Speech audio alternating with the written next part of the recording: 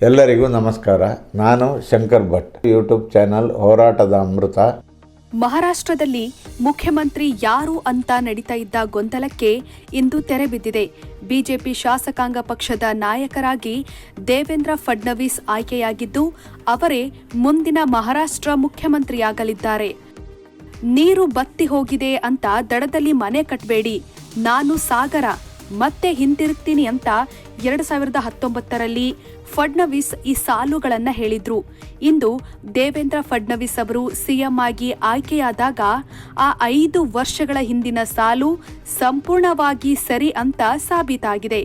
ದೇವೇಂದ್ರ ಫಡ್ನವೀಸ್ ಅವರು ಸಂಪೂರ್ಣ ಸ್ಥಾನಮಾನ ಮತ್ತು ಪ್ರಭಾವದೊಂದಿಗೆ ಮಹಾರಾಷ್ಟ್ರ ರಾಜಕೀಯಕ್ಕೆ ಮರಳಿದ್ದಾರೆ. ಈಗ ಮಹಾರಾಷ್ಟ್ರದ ಅಧಿಕಾರ ಅವರ ಕೈಯಲ್ಲಿರುತ್ತೆ.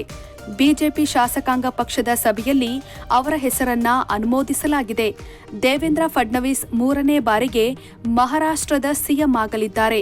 ಫಡ್ನವೀಸ್ ನೇತೃತ್ವದಲ್ಲಿ ಮಹಾರಾಷ್ಟ್ರದಲ್ಲಿ ಬಿಜೆಪಿಯ ವನವಾಸ 2014ರಲ್ಲಿ ಕೊನೆಗೊಂಡಿತ್ತು.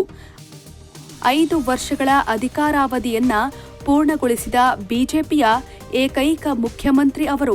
ದೇವೇಂದ್ರ ಫಡ್ನವೀಸ್ ಅವರ ರಾಜಕೀಯ ಪಯಣ ನೇರವಾಗಿ ಶಾಸಕ ಅಥವಾ ಸಿಎಂ ಹುದ್ದೆಯಿಂದ ಆರಂಭವಾಗಿಲ್ಲ.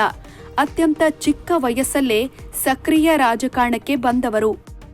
ಅವರು ಅಖಿಲ ಭಾರತೀಯ ವಿದ್ಯಾರ್ಥಿ ಪರಿಷತ್ತಿನ ಸಕ್ರಿಯ ಸದಸ್ಯರಾಗಿದ್ದಾರೆ.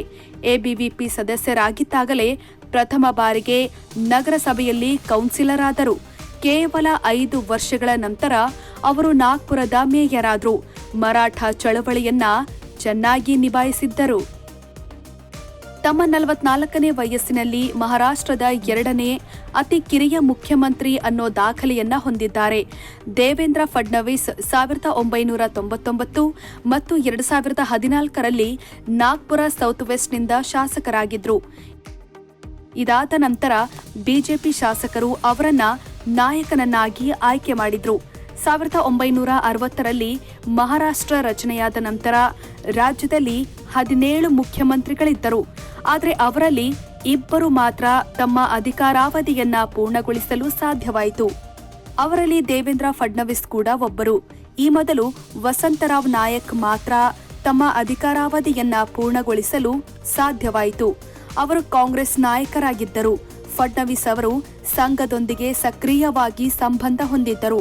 ಕಳೆದ 30 ವರ್ಷಗಳಿಂದ ಸಕ್ರಿಯ ರಾಜಕಾರಣದಲ್ಲಿದ್ದಾರೆ. ಶೇರ್ ಮಾಡಿ, ಸಬ್ಸ್ಕ್ರೈಬರ್ ಆಗಿ, ಬೆಲ್ ಐಕನ್ ಅನ್ನು ಒತ್ತಲು ಮರೆಯದಿರಿ.